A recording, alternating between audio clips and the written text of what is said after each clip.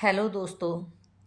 हम आपको हमारी कहानियों के माध्यम से दुनिया में हो रहे अपराध से अवगत करवाते हैं।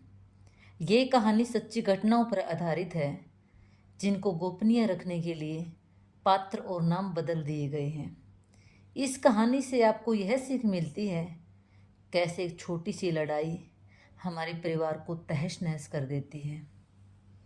कहानी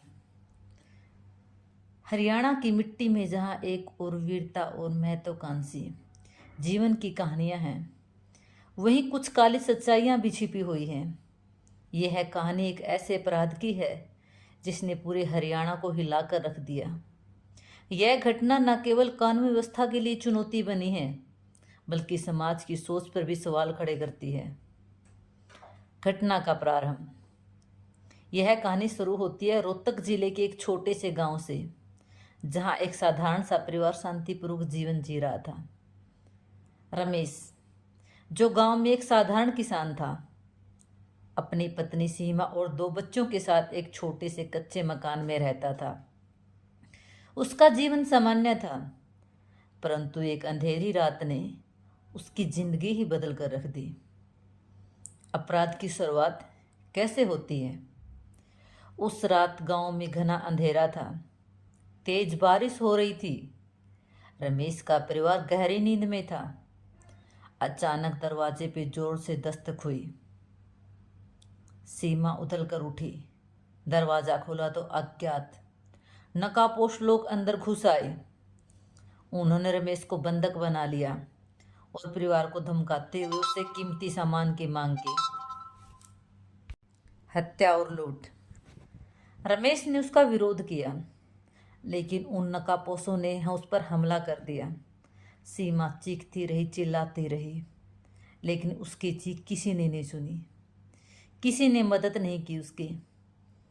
अंत में उन लोगों ने रमेश की हत्या कर दी और घर में सब कीमती सामान लूटकर भाग गए।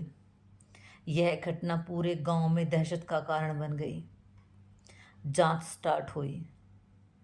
अगले दिन पुलिस को मौके पर बुलाया गया। घटना की सारी जांच की। गांव में हर कोई डरा हुआ था। पुलिस ने वहां से पूछताछ की, लेकिन कोई भी कुछ बताने को तैयार नहीं था। यह मामला दिन ब दिन उलझता जा रहा था। शक की सुई जांच के दौरान पुलिस को पता चला कि रमेश का अपने पड़ोसी सुरेश से जमीन को लेकर विवाद चल रहा था। पुलिस ने रमेश को गिरफ्तार किया, लेकिन वह अपनी बेगुनाही की दुहाई देता रहा। जांच में एक और मोड़ आया, जब पुलिस को गांव के एक शराबी से पता चला कि उसने उस रात कुछ अज्ञात लोगों को गांव से बाहर जाते हुए देखा था। पुलिस ने उनकी गवाही को आधार बनाकर जांच को और गहराई से शुरू किया। साजिश का पर्दाफाश होने लगा। जांच के दौरान पुलिस ने सुरेश और उसके 3 साथियों को गिरफ्तार कर लिया। पूछताछ में सुरेश ने कबूल किया कि उसने अपनी दुश्मनी के चलते रमेश की हत्या की योजना बनाई थी। नकाबपोश लोग उसके ही भेजे हुए गुंडे थे। अदालत की कार्रवाई और सजा। मामला अदालत में पहुंचा। गवाहों और सबूतों पर सुरेश और उसके साथियों को आजीवन कारावास की सजा हो गई। हरियाणा का यह सच्चा अपराध हमें ये दस्तक देता है कि लालच और दुश्मनी व्यक्ति को किस हद तक गिरा सकती है। यह कहानी केवल रमेश और उसके परिवार की नहीं है, बल्कि उन सभी लोगों की है जो कभी न कभी इस अंधेरे का शिकार हुए हैं।